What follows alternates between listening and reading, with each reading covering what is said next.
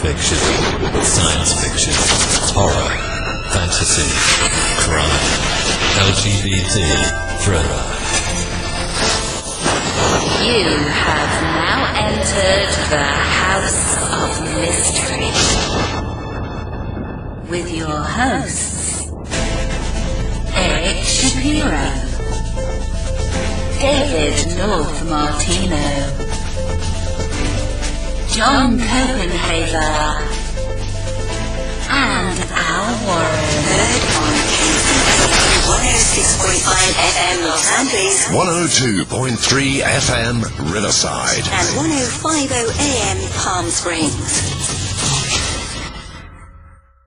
You are back in the House of Mystery, and I'm Al Warren, and today we've got a full house, and everyone's wearing a mask. Not on their face, but they're wearing a mask. So we've got the co-host, Mr. David North Martino, sitting there, and he's ready to record. So how's it going, David? I'm very well. How are you, Al? I've had better weeks. We know what's going on, but I think it's been crazy for everybody all around. Yeah. And I got over the sickness that I had from L.A., that beautiful town. For my L.A. listeners, I love it. Anyway, and of course, Mr. John Copenhaver back from the Agatha Christie's. No, from the Agatha. Oh, yeah, the Malice domestic convention and outside of Bethesda. It was fun and exhausting. I was surprised. Of course, you were there and everything, so making a hobnobbing with the big guys. But some of our, Alan Orloff won. That's great. I love him. I absolutely love that guy. Alan's great. Good guy. Really good and a great writer. Yeah, why do they call it domestic? Malice is really, it's defined sort of as traditional mysteries that includes a lot of cozies. It's like not a place where you go with true crime or noir. I'm barely kind of acceptable in the sense that I write, somewhat traditional mysteries with a dark edge, but I think if I pushed it any further, they'd be kind of like, I know they're trying to sort of rebrand a little bit to be more truly just traditional mystery, and not just like a cozy conference. But it's, I think that's kind of where it comes from, though, is sort of the lighter side of crime fiction. It's also very close, so it tends to draw a lot of DC crime writers and Maryland crime writers and that kind of thing. Yeah, and you're popular. Everyone loves you, so you're there. Well, I try to please the people. You're flying around the room, shaking hands and kissing babies and all that stuff. Yeah. Oh yeah, all the baby kisses. Yeah. Well, now speaking of baby kisses, we've got a very young author here, very new author. So he's going to join us today, and we're going to talk to him about his new book that's just out. So, and actually, I like the title. It's called Desert Getaway, and the author, of course, is Michael Kraft. So, thank you for sitting in with us today. It's my pleasure entirely. And just to clarify, I'm no baby.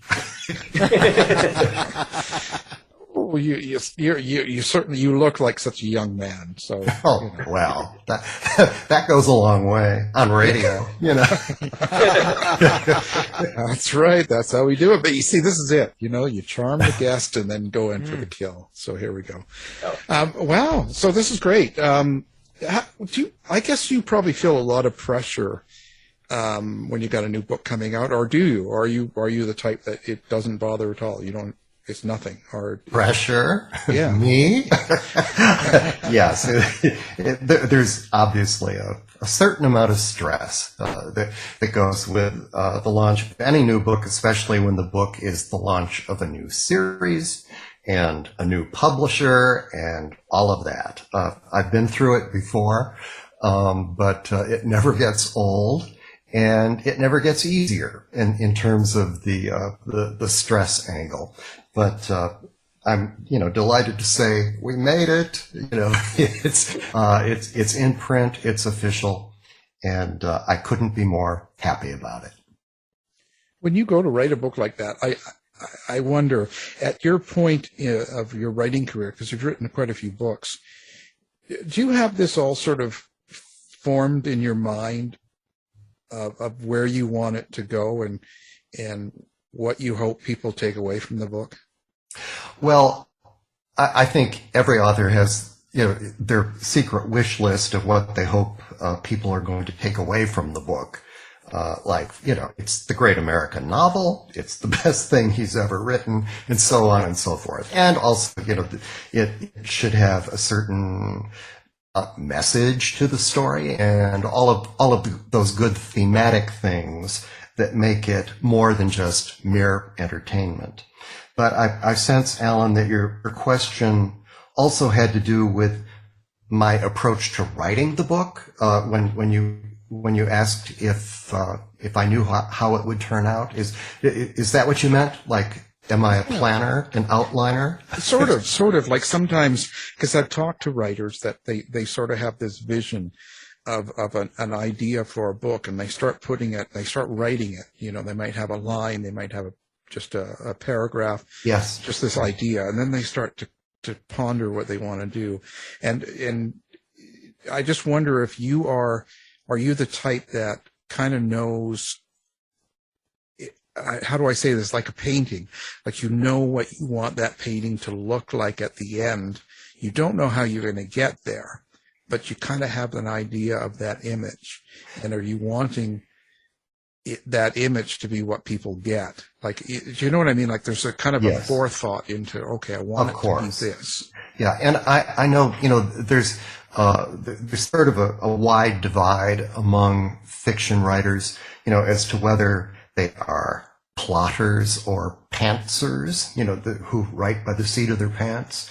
And I'm very much a plotter, an outliner. It's just the way I'm built. That's how I tick.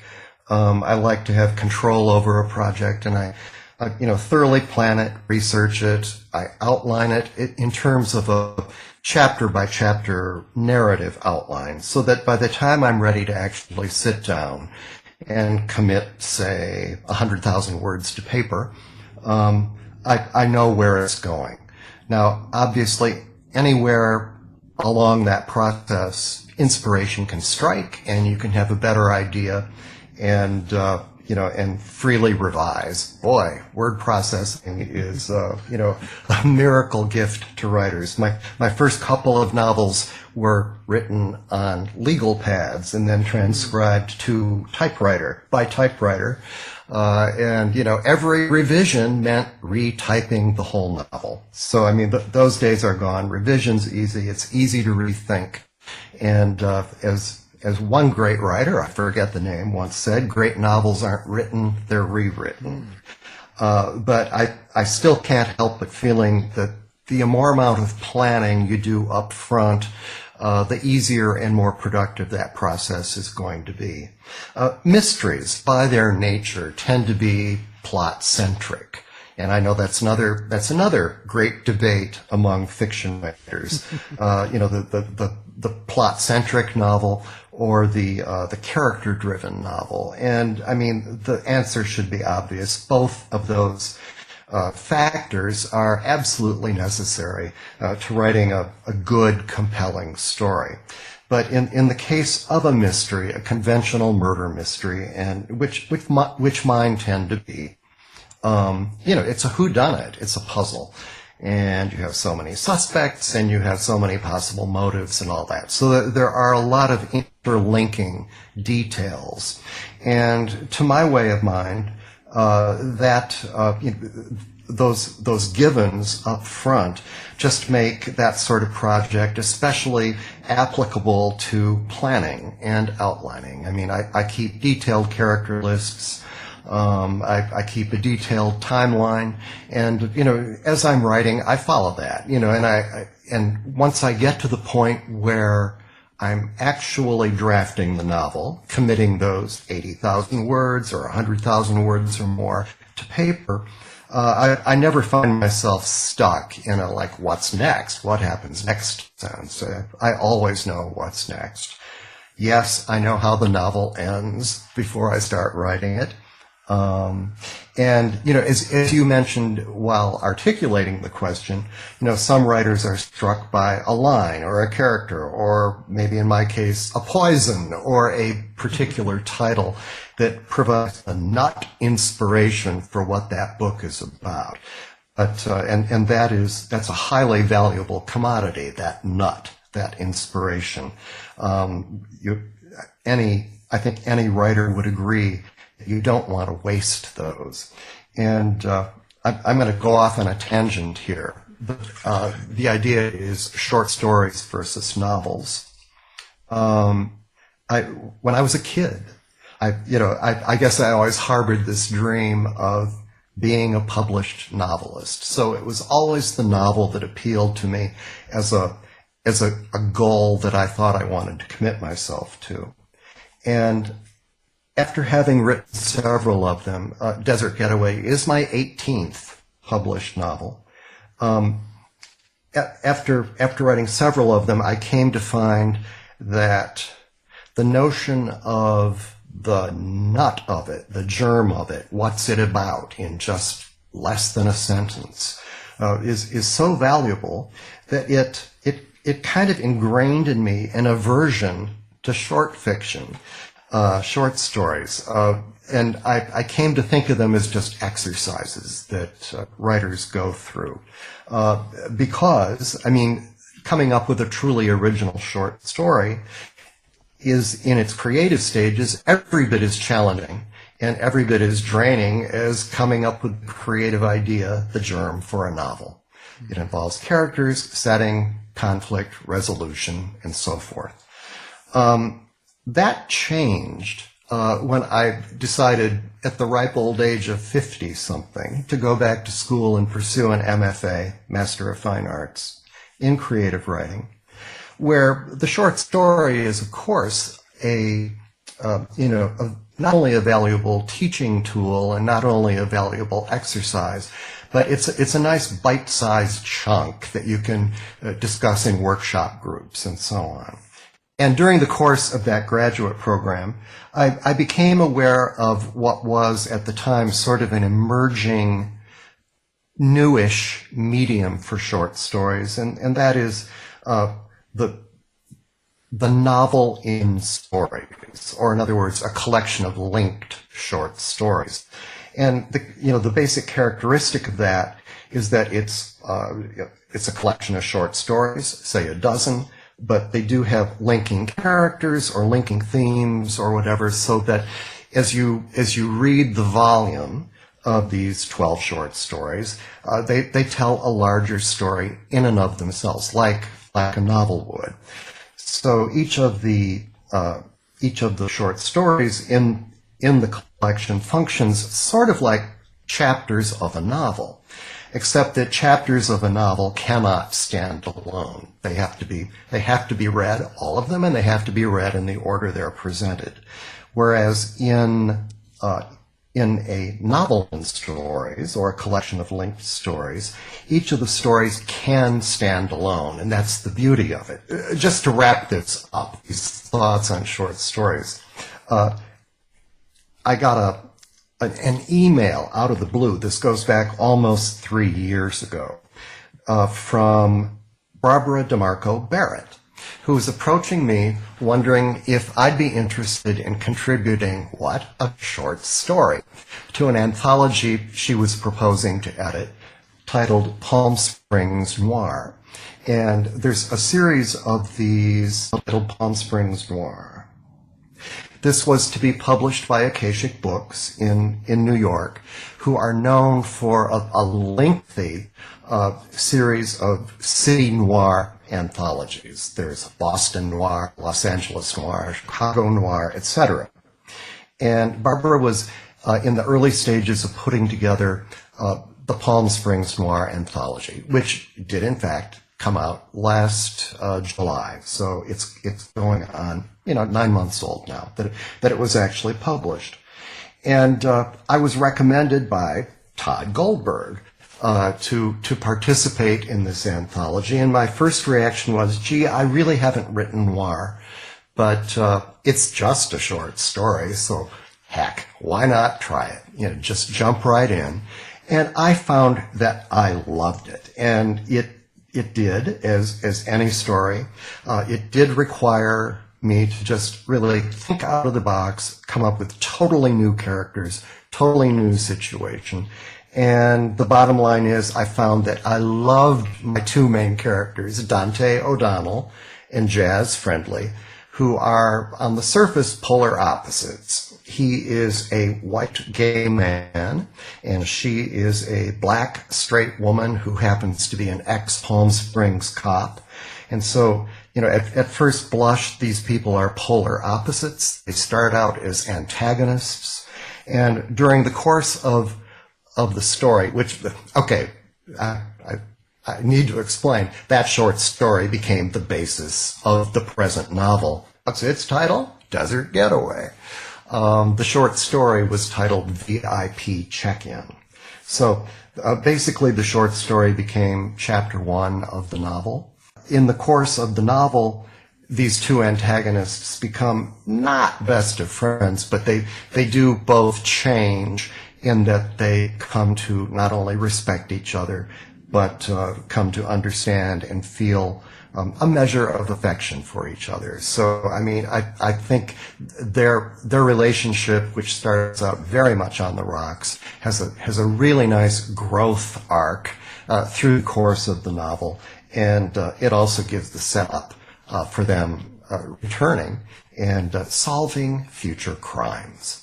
Well, how do you experience your characters? Do you have an inner monologue in your head when you're writing the dialogue, or is it more? Do you experience it more as like images and symbols as you're creating the prose? Well, I love setting and description, so I guess I have a very theatrical mind that way. So yes, and also I have a visual mind. My college background is in graphic design, so I love the visual aspects of storytelling. But because most of my more recent fiction has been has featured first person narrators, it's extremely important, obviously, that I, as the writer, hear that voice. And, you know, people always ask me, well, is that character you? Is Dante you? And my stock answer is that, sure, there's a bit of me in every character I write, but no one character is me. It's safe to assume that if you're writing a first-person narrator, though, you know, if you're in that person's head every word of the book, and that person has to be present for every scene in the book in order to tell the story, yes, I mean, I'm kind of listening to myself, or listening to myself as an alter ego. Now, it's kind of interesting, though. In this case, the second most important character in the book is a black woman. Obviously, I don't have that life experience, but I mean, every writer, every fiction writer, needs to stretch at times and bring people into the universe of the story that is not, you know, pulled directly from their own experience.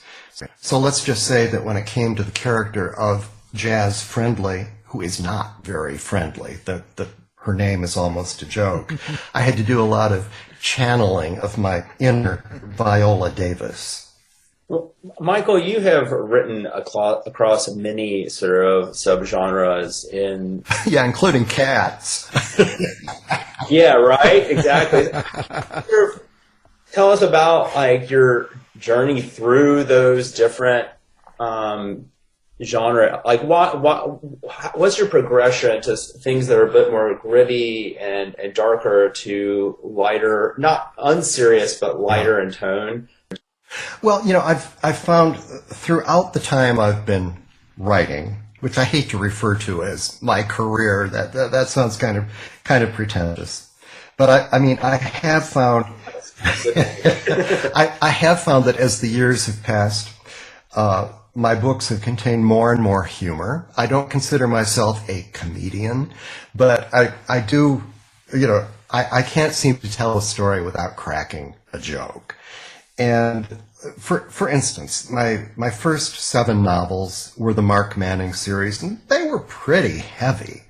And I really, I was finding my voice as I wrote those. In fact, the first three installments of the Mark Manning series, which started in the late 90s, they all have different narrative styles. And it took me a while to find my voice for that series, but also in the larger sense to find my voice as an author. And I was continually injecting more humor into the stories I told. And then that series just sort of ran its course. I thought it was time to put it to bed after 7 installments. I tried another series, the Claire Gray series, which happened to be set in Palm Springs while I was still living in Wisconsin. And that had a lot more humor in it. But by its nature, I had limited that to 4 books from its inception. It was meant to be, those 4 volumes. And then I did a lot of thrashing, for lack of a better word. It was, that's when I went back to school, got the MFA, thought about what's next, wrote a couple of standalones, then did a novel in stories inside Dumont, which provided for me a lot of creative, fertile ground that I thought was ripe for development. And looking for what I would truly commit myself to next, I recalled a conversation that I had had with my agent years ago. We've been together, I think, 25 years now, more than 20 years. And at one point he said, you like cats. Have you ever considered cats? There are cat mysteries. And I said, what? Yeah, there are a number. He said, oh yeah, it's a venerable old subgenre. You might want to look into those. And I would go to Amazon and pull up cat mysteries, and I'd see these covers, these cutesy covers, teapots and stuff, and I thought, I'm not going there. But after writing Inside Dumont and having come up with a bunch of characters there, I did find the inspiration to try a cat story, not a cat novel, but just a cat story featuring one of the characters from that book. And it was a contest entry, and it won first place. And the title of that single story was Mr. Puss. And so that became the generation, or the inspiration for my series of Mr. Puss mysteries. They're really cute. They're really fun. I'm very proud of them. But I turned out 3 on a yearly basis, and then I thought, what? I'm getting on in years now, and I really don't want to go to my grave known as a cat mystery writer. So I thought it really is time to change directions again. And then, the offer for the Palm Springs Noir anthology came across my desk just at the right moment. It was the perfect shift of gears that led me to the current series being launched, Dante and Jazz. There are no cats in it. In fact, there's a nasty little dog, but he doesn't talk. I think Dave is our cat lady. Yes, I certainly am. Well, that's it. It's an interesting process, the whole thing. So when you were doing, like you said, part of a series now, do you have kind of an idea of where you want your characters to be 3 or 4 books down the road, or is it like episodic for you? You're just doing as it comes. It's a bit of both, Alan. But yeah, your first question, do I have a sense of the overall arc of the series? Yes. I mean, I do have a sense of where those character-driven subplots that are contained in the novel, where those are headed. Whereas each individual installment in the series is kind of the standalone whodunit The whodunit, the murder in the case of Desert Getaway, there are multiple murders, but those are all self-contained in the story and will not be continued in any sense in other episodes or installments of the series. But the series itself, the two main characters, Dante and Jazz, they will evolve together in different ways, over the course of the series that I already have in mind. You write about Palm Springs in Desert Getaway. I know you live there. In fact, there's quite a few gay crime writers living, or at least having homes in Palm Springs. Is there something particularly noir about Palm Springs? Talk a little about the location. I think the Palm Springs location is just wonderful for a novelist, and particularly for a mystery writer. It has such an overwhelming natural beauty. Any of you who have visited here know it is, it's located in the Coachella Valley. It is a valley. It is ringed by mountains. You can turn around 360 degrees. And to the extent that your view is unobstructed, you will see mountains. And it's just a lush desert oasis. And the first thing people will tell you about Palm Springs and the entire area is it's hot, but beyond hot, it's beautiful. And, and there's a lot of pride of ownership in homes, and the cities try to outdo each other in terms of, landscaping their medians and all that. It's just a beautiful place to be. So in a sense, it becomes, it sets up instantly, the prospect for conflict when things go wrong, and things go wrong everywhere, but it seems particularly disturbing here. Also, when you think about the desert, it's not just cactus flowers, it is cactus, and it is serpents, and there's kind of a nasty edge to things that any writer would want to explore.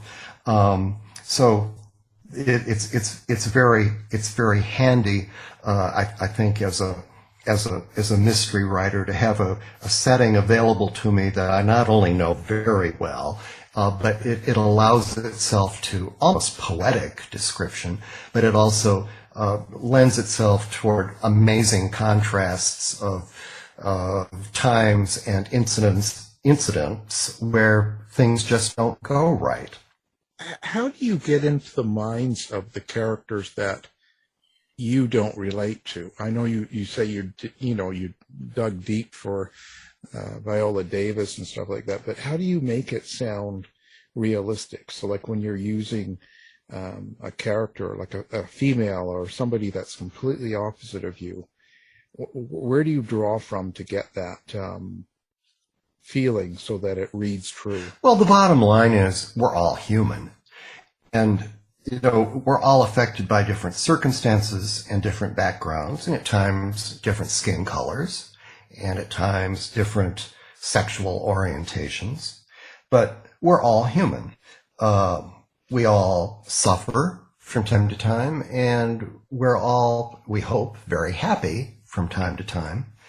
So, I mean, there's a spectrum of emotions and a spectrum of challenges that every character has the potential of facing.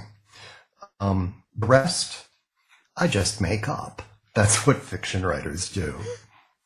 After the process of writing a book, like when you completed this book and you look back at it, and when you're going to start the second book, do you find that there's a change that took place just from the experience of writing that book? Yes, absolutely.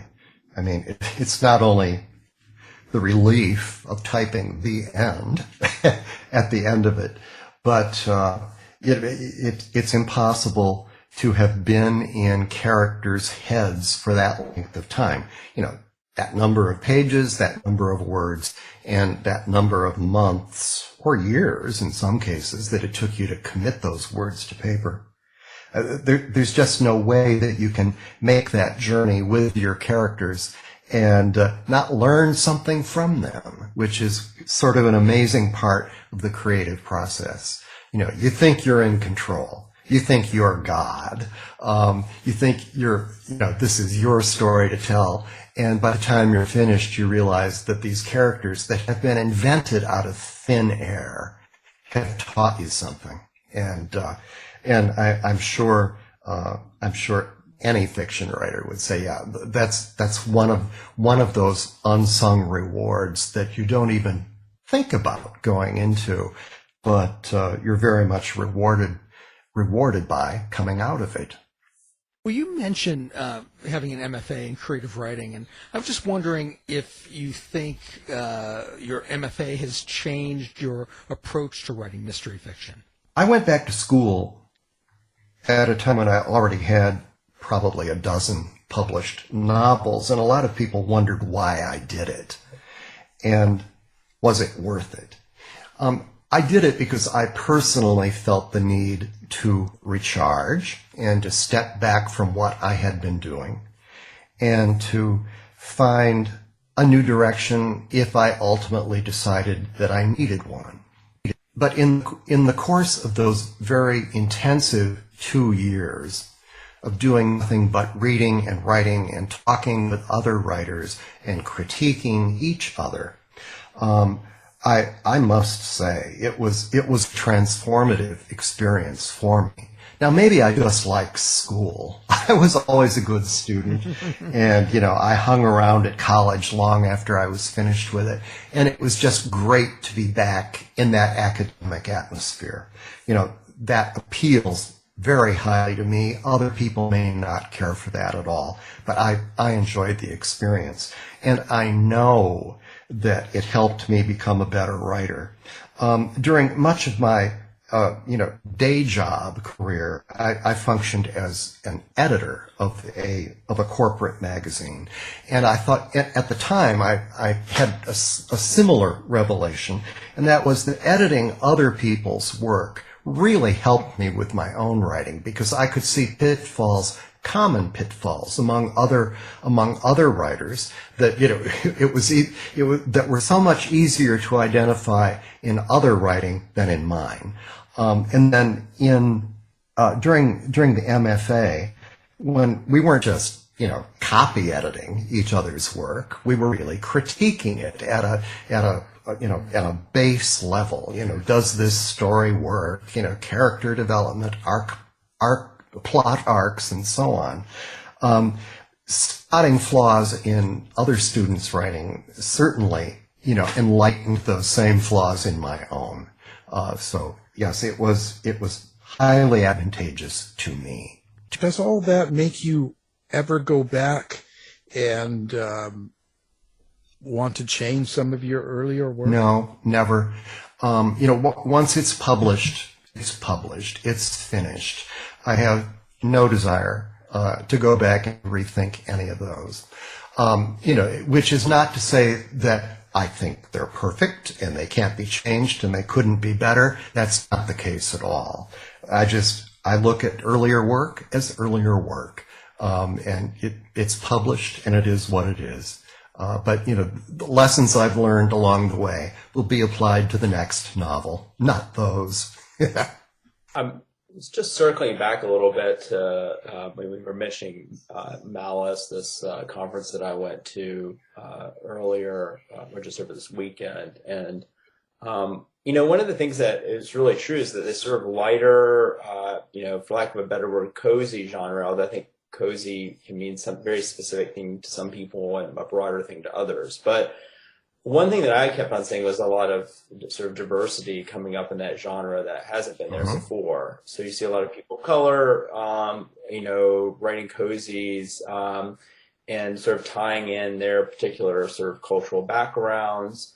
And, I know that Desert Getaway is sort of a noir and a lighter side of noir, but you also have done these cozies that, I've read as well. And I'm just curious, do you see the genre sort of shifting in an interesting way? Cozy is an interesting title for that subgenre.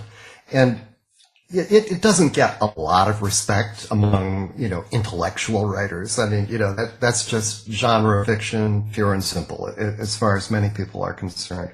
But I think cozies often get short shrift in the whole scheme of things. And cozies are defined in various ways. For instance, very little violence, no sex.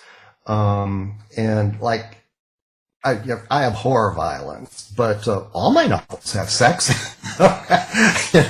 but I mean, I would, a more generalized definition for me of the cozy is that the protagonist is an amateur sleuth. I mean, if you were really dealing with a detective or a cop, that's something else. Cozies tend to be, the librarian next door, or, what's her name on Murder, She Wrote. I mean, and much of Agatha Christie, falls into the cozy category. But I think really any book that deals primarily with an amateur sleuth, someone who happens to be good at this, but someone else does the police work, that, to my way of thinking, that's a cozy. So, given that Desert Getaway very much has noir roots, that the noirness of the novel is pretty much restricted to chapters 1, maybe 2, but the novel as a whole, I would definitely classify as a cozy, an erotic cozy. Mm-hmm. Yeah, it seems like the genre is whenever we label something, and people have very different definitions of what cozy means. It usually does have to do with limitation of violence and a kind of closed setting and that kind of thing. There's sort of these tropes that pop up like cats, that kind of thing. But they seem to be, there seem to be sort of pushing at those boundaries a little bit. Perhaps other genres are too, or even mixing it up. Yeah. Like you're saying with Desert Way of Noir and the cozy sort of, or the lighter elements as well. I mean, it does. I agree. It's getting mixed up in a good way. I mean, it's just becoming Yeah. I don't think it's a bad thing. The only kind of drawback to that is it's sometimes hard to identify your audience when you're doing that. When I'm writing cat mysteries, that has a particular audience. Not that gay readers can't appreciate them, because many gay men like cats. But then, a more erotic, hard-boiled, sort of gay mystery, you're not going to market that to the same person you're marketing a cat mystery to. And also in a bookstore, where do you shelve that? For better or worse, that's not the consideration that it used to be, because there just aren't as many bookstores as there used to be. But that's a broader topic. Do you have a subtext or a meaning underlying the story itself that you want people to get? Oh. I mean, sometimes that happens even without, sometimes people plan it. Some writers will have an intention in their mind of some point they want to get across, but sometimes it happens naturally and you don't realize it until the book's done. I think all of my books do have an underlying message or theme, and in some more than in others, but it's always there, and stated very succinctly, that theme or message that I hope the reader gets is think for yourself. Don't rely on what other people tell you. Don't believe in things that people simply tell you you must believe. Think for yourself. That can have big time implications about religion and so on, or it can be as cozy and condensed as deductive reasoning. But that is something that I think, if you look closely, you will find permeates everything I write. Does it bother you, or do you like to interact with people on social media and also on websites where they review some of your work? And does it bother you if someone says or does something that they don't like it, or they say things? How do you act and react with the online community? Well, I've basically used the online community to promote my work. And people who like what I write tend to be friendly. And people who don't like what I write just tend to ignore me.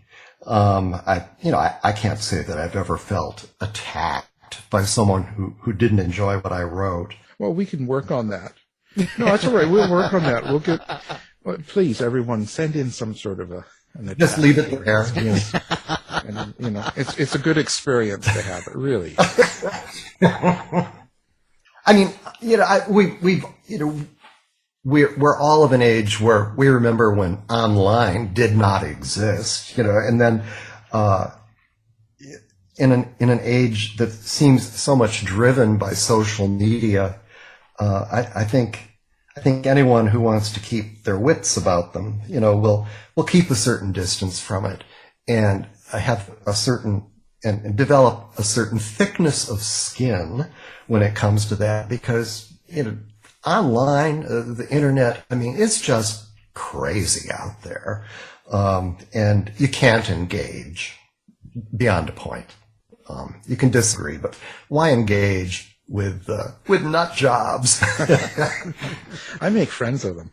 But I'm only 18. What are you saying? I'm 18 with 42 years of experience at being 18, okay? Oh, that's terrible. I know. Well, it's great. Now, if you had one book, if someone had never heard of you before, which I find hard to believe, but they've never heard of Michael. Believe me, they're out there. Well, then they just don't read, so that's not. Spread the word, Alan. Yeah. Michael Kraft. What would one book, if you wanted them to get to know what kind of writer you are, and they said, well, give me one of your books and I'll read it, which one would you give them? Without hesitation, I would say Inside Dumont. It's my collection of short stories. It has something for everyone. They're all very different, and doing a collection of short stories like that gave me, as a writer, the chance to really flex my writerly muscles in terms of technique. Some of the stories are first person, some of them are third, some are past tense, some are present. Some are very linear in their plot construction, and others are not.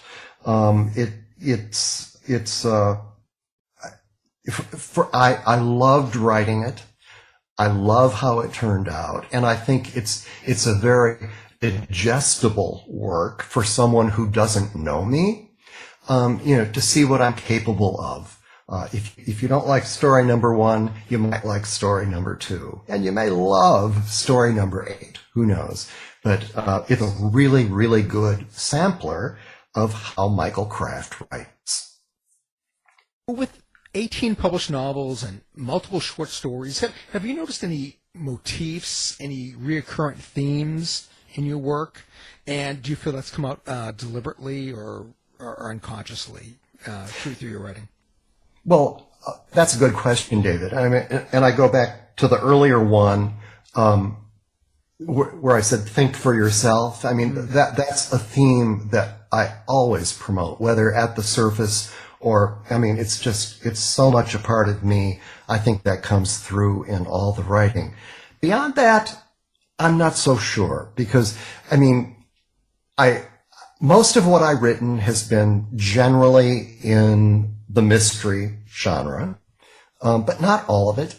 I like the discipline and the structure of a mystery novel, and I would try to bring that to anything I write. And it reflects who I am in the sense that I'm a very organized, ordered person. I've said before, that's just how I tick. Some people can't stand that, and that's life. People differ. But beyond that, I'm not sure how to answer your question. Yeah, J.D. Hohn, who's been on the show, and I know him, his write-up said that it's high camp. And I wonder if you find yourself having to be very careful on where you place your comedy and how you place it. I find that the placement of the comedy, the humor, is entirely unplanned. I mean, it just strikes me as I'm writing it. There are times when I just know in my gut that, okay, we're sliding into something a little campy here. And, if it works for me in the writing, I assume it's going to work for the reader in the reading. I think it's impossible to plan that. Now, people who make a study of comedy and devote their life to it will probably disagree with that. Maybe there is a science to it. If there is, I don't know it. I just give it a shot. Well, do you feel you need comedic timing, kind of like a stand-up comedian, when you're putting humor into prose? Absolutely. That sense of comedic timing affects not only dialogue, which would be obvious, how lines are delivered, but also the narrative, the narrative prose. And I'd be at a loss to tell you exactly what those rules are, but I think I've developed a sense of them. I've been an avid amateur actor since high school. I've done a lot of plays. I've written a few play scripts, and along the way, I've done quite a bit of comedy that is scripted for me. And I have often found that experience, being forced to memorize lines and rehearse it and trying to get the best laugh you can out of a scene, really has taught me how to write that kind of material, just because I'm used to it in a very, enforced, learned way. And by the same token, that theatrical background, having appeared in plays, taught me the essence of plotting. And as I've said, I tend to be a plotter as a novelist. I don't tend to be. I'm absolutely a plotter as a novelist. And I have a very keen sense of the structure of the story, before I ever begin writing it.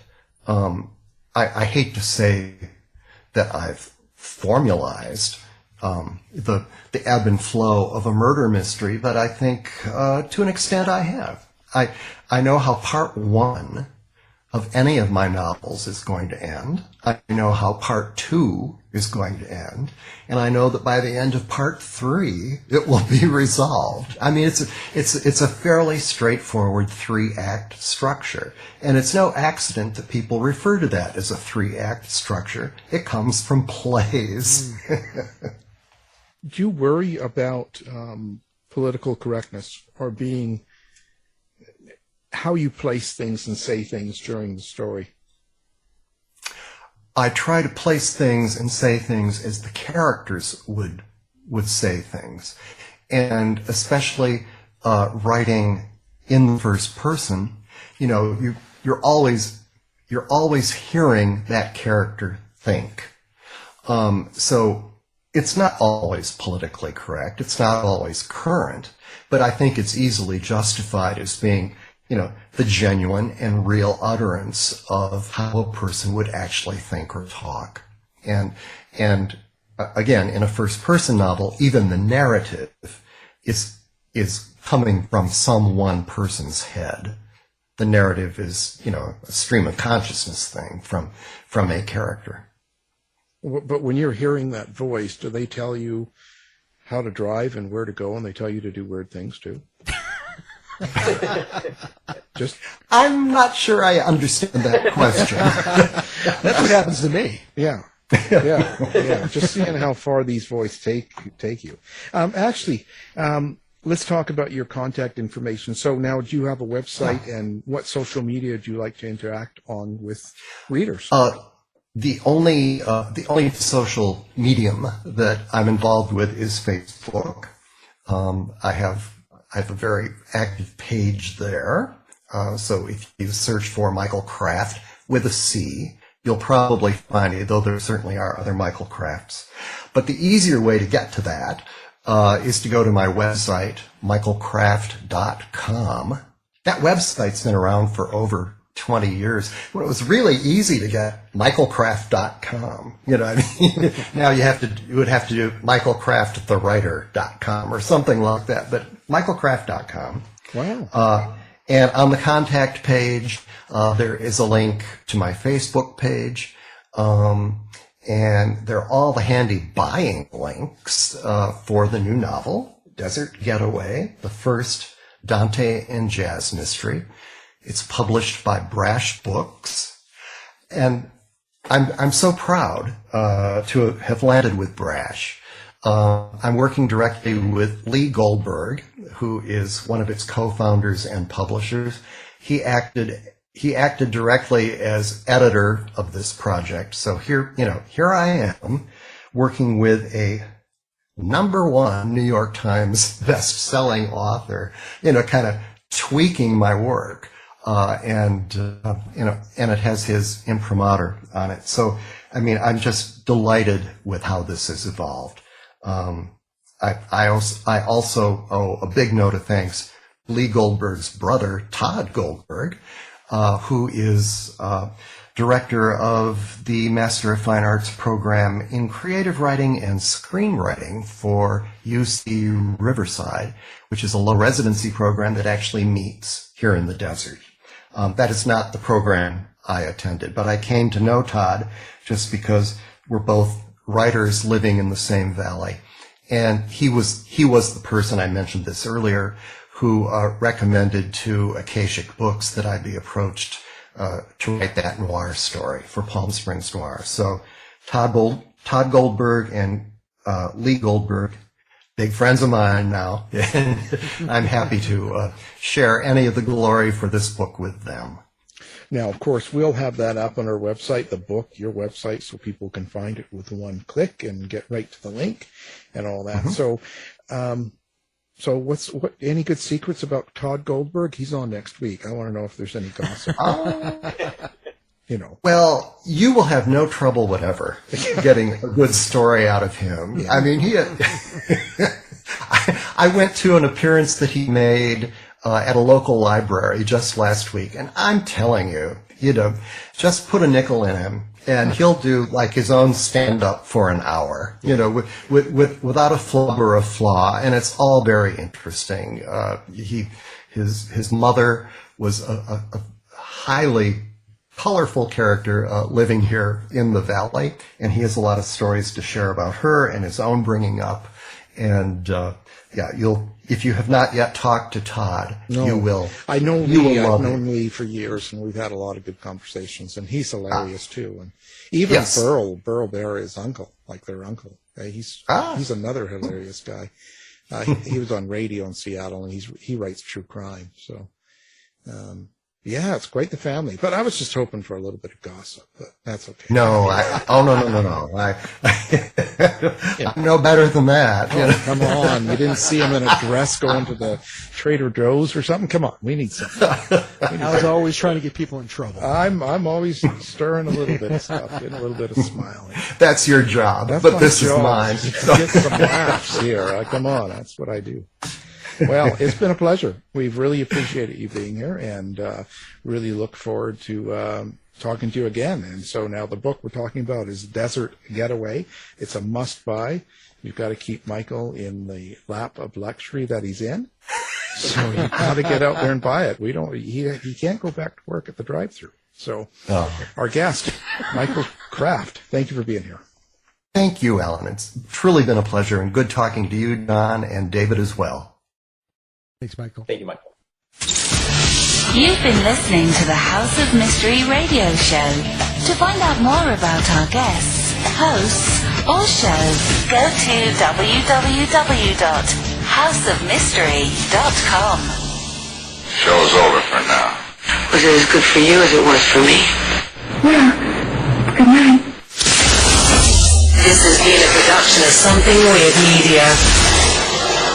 I'll be back.